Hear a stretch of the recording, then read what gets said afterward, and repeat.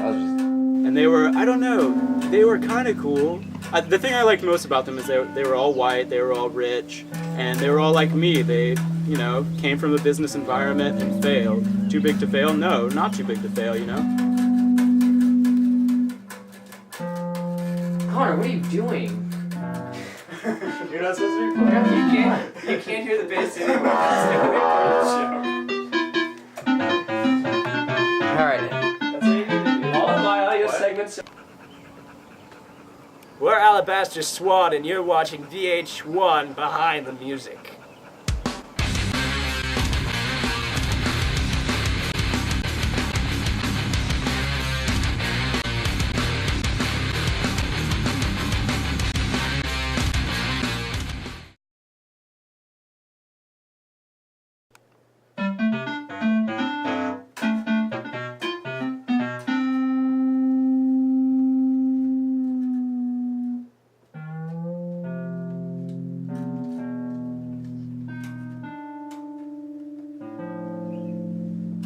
So how did you get involved? If I remember, it was during the recession, the Asian economic crisis in 1997. You know, when all the Asian tigers failed? You know, Singapore, Korea. At the time, I was working in a religious evangelist museum, the Creation Museum. I was just a person working in the planetarium, telling people about God's Word and about the stars and supernova and, you know, space things. And I actually went homeless because the economic crisis was so bad with the Asian tigers. And I had to go to a homeless shelter for a while because I was so homeless. So I met up with the other guys there.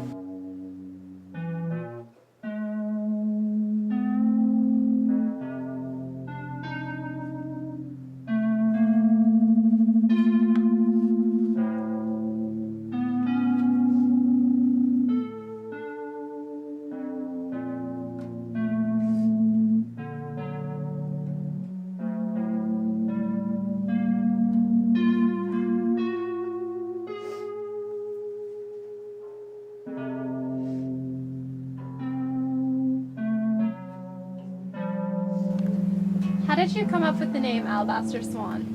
Well, that's kind of a funny story. I was eating Thanksgiving dinner at my grandma's house, and I was looking through all of her old trinkets, and I found a swan made out of alabaster, and I was like, wow, this is just, it's really inspirational, you know? It made me want to make really great music, so I thought it would be a great band name for us. If I remember right, it was one of my favorite prayers of all time. I think it's called the Serenity Prayer.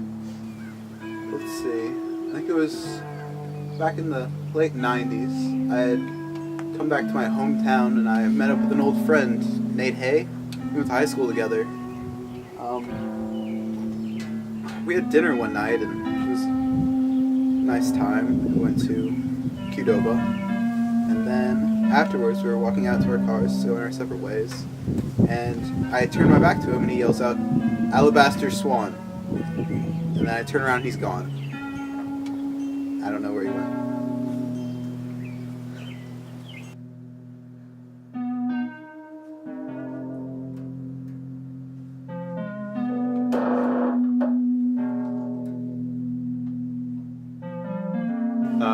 It goes, "God grant me the serenity to accept the things I cannot change, courage to change the things I can, and wisdom to know the difference." And I think it was an anagram of that prayer, actually. I don't remember how the letters are arranged, but somehow Alabaster Swan comes out of that beautiful prayer, I think. Yeah. What is your role in the band? I play the guitar and I sell t-shirts sometimes during the concert. They don't really, I don't know, sometimes they don't really need me to play. Almost every time, actually. I've only been on stage twice.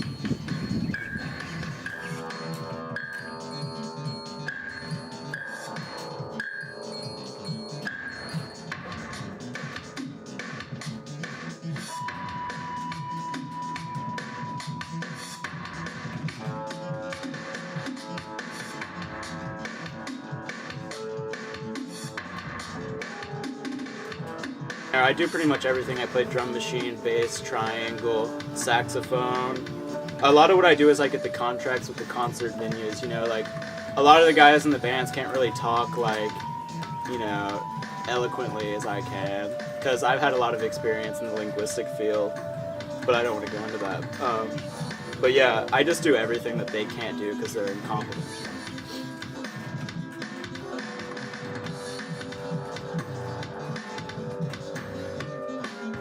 But I love them. I love them. I don't want you to get the wrong impression. Like, when I came to this band, it was all intentional. There was a set plan for things to do, and I had clear roles that I wanted to express. But this band, it's a business. I don't want people to forget that. It's a business. I show up.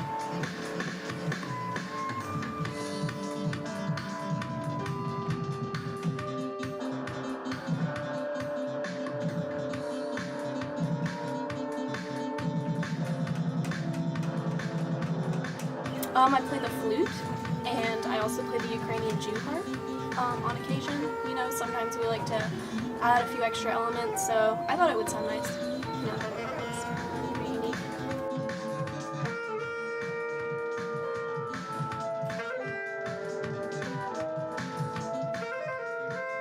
Well, I play synthesizer, microchord.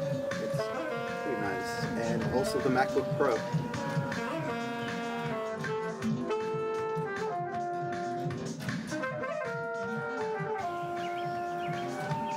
We sound like trees rustling in the fall. We sound like power tools scraping against linoleum. Good show. I used to just sit at the merch table and nobody really bought anything, and a couple of people actually spit on me as they were leaving the shows, but after we started selling t-shirts, I knew we were going places.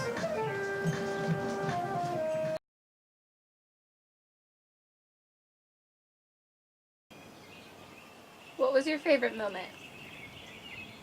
Well, there was this one time when we were in Japan, and oh man, no, Japan had so many great moments.